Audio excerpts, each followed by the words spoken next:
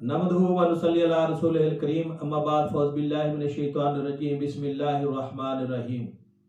काबिल कदर काबिल एहतराम नाज़रीन किराम, आज का मौजू फिज़िक्स की ज़ुबान कुरान की तर्जमान। मेरे हाथ में ये 9th की फिज़िक्स है, इसका चैप्टर नंबर 7, उसके अंदर एक टॉपिक है प्लाज्मा फिज़िक्स।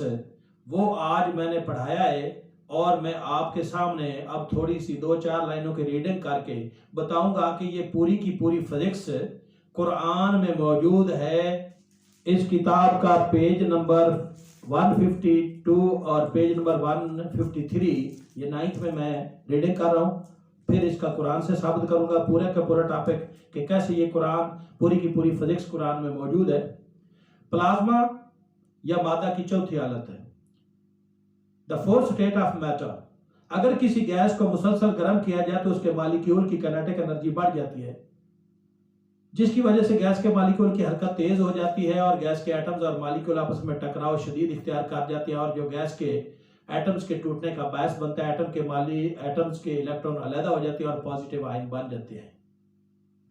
इसी को ही मादा की इस हालत को प्लाज्मा कहते हैं, या इसकी तारीफ यूं है, प्लाज्मा को मादा की चौथी हालत कहा जाता है। इसमें गैस आयोनिक हालत में होती है। कायनात में पाए जाने वाला बेशतर मादा प्लाज्मा की हालत में, सितारों मसलन सूरज में मौजूद गैसेस आयोनिक हालत में होती है। मैंने 9th के चैप्टर नंबर 7 के पहले टॉपिक की रीडिंग की। अब मैं कुरान से इसी चीज पूरे टॉपिक को कैसे साबित करता हूँ। इज़ा ज़ुलज़िलतिल अर्दु ज़िलज़ालहा व अखरजतिल अर्दु अस्कालहा। एक वक्त ऐसा आएगा जब जमीन में भूचाल आ जाएगा और जमीन अपना वजन यानी फोर्स ऑफ ग्रेविटी बाहर निकाल देगी। तो अभी आपने देखा होगा कि आप एक जर्रा भी ऊपर फेंकते हैं तो वो जर्रा भी नीचे की तरफ आ जाता है और उसे जमीन खींच लेती है, क्योंकि जमीन के अंदर फोर्स ऑफ ग्रेविटी मौजूद है, कशिश शकल है, ग्रेविटेशनल फोर्स है। और एक वक्त जब आएगा जब ग्रेविटेशनल फोर्स खत्म हो जाएगी तो फिर कुरान के अंदर एक आयत की तशरी दूसरी आयत कर रही है, वतकूनुल जिबालु कलहिनिल मनफूश। फिर क्या होगा, पहाड़ हुए के गालों की तरह उड़ेंगे, यानी जर्रा जर्रा पहाड़ भी हो जाएंगे। मकसद ये है कि पूरी की पूरी जमीन जर्रा जर्रा हो जाएगी, ना कि जर्रा जर्रा जर्रा तो एक एटम है, बल्कि इससे भी छोटी इलेक्ट्रॉन्स की शक्ल इख्तियार कर जाएगी, प्लाज्मा फिजिक्स की शक्ल इख्तियार कर जाएगी। और फिर जमीन पर मौजूद या जमीन के अंदर जो पानी है जिसका फार्मूला H2O है, हाइड्रोजन और ऑक्सीजन अलग हो जाएंगी। ये दोनों गैसें हैं जिनसे मिलकर पानी बना है।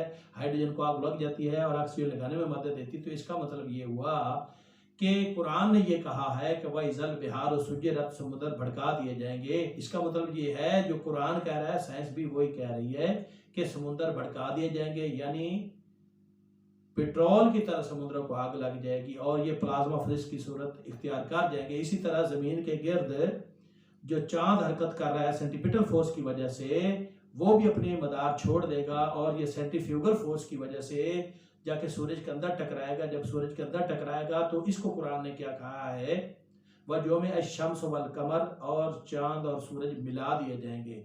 इसी तरह कुरान ने ये कहा है इज़ा शम्स कुविरत व इज़ा नजूम कदरत। जब तारे बेनूर हो जाएंगे यानी सूरज लपेट लिया जाएगा, उसकी रोशनी खत्म हो जाएगी, ये कुरान ने कहा है। और इसी चीज को साइंस ने कहा E बराबर है mc², यानी कि मास जो है सूरज जो गोला है वो मास वेलोसिटी ऑफ लाइट में बदलेगा, सूरज सारे का सारा खत्म हो जाएगा और ये एनर्जी इससे पैदा होगी बहुत ज्यादा। जैसे मैंने अभी अपने टॉपिक के अंदर पढ़ा था कि सूरज के अंदर प्लाज्मा फिजिक्स मौजूद है, मादा की चौथी हालत मौजूद है, गैस जो है सूरज के अंदर और सितारों के अंदर गैस मौजूद है और वो जो गैस है वो आयोनिक हालत में है, यानी प्लाज्मा फिजिक्स की हालत में है। यही चीज तो कुरान ने कहा है इज़ा शम्स कुविरत व इज़ा नजूम कदरत। तारे यानी सूरज बेनूर हो जाएगा, इसकी रोशनी खत्म हो जाएगी तो ये गैसियस हालत में चला जाएगा।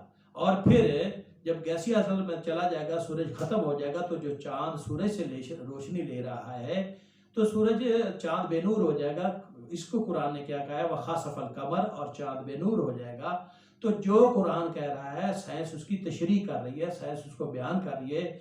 ये हमारी कमी है कि हम साइंस कुरान को गौर से पढ़ते नहीं हैं। अगर सारे साइंसदान, अगर सारे मुसलमान, अगर तमाम असातिज़ा कराम कुरान से दिलचस्पी लें, कुरान का तर्जमा उसकी तफसीर पढ़ें और फिजिक्स पढ़ाने वाले खास तौर पर मेरी ये किताब होगा कि ये मेरी किताब ज़रूर पढ़ें। इसके अंदर दुनिया के वो तमाम वो लोग जो कायनात आपको नज़र आ रही है वो मैंने कुरान से वो तमाम आयात जिनका ताल्लुक फिजिक्स से है मैंने इस किताब के अंदर लिख दिया है।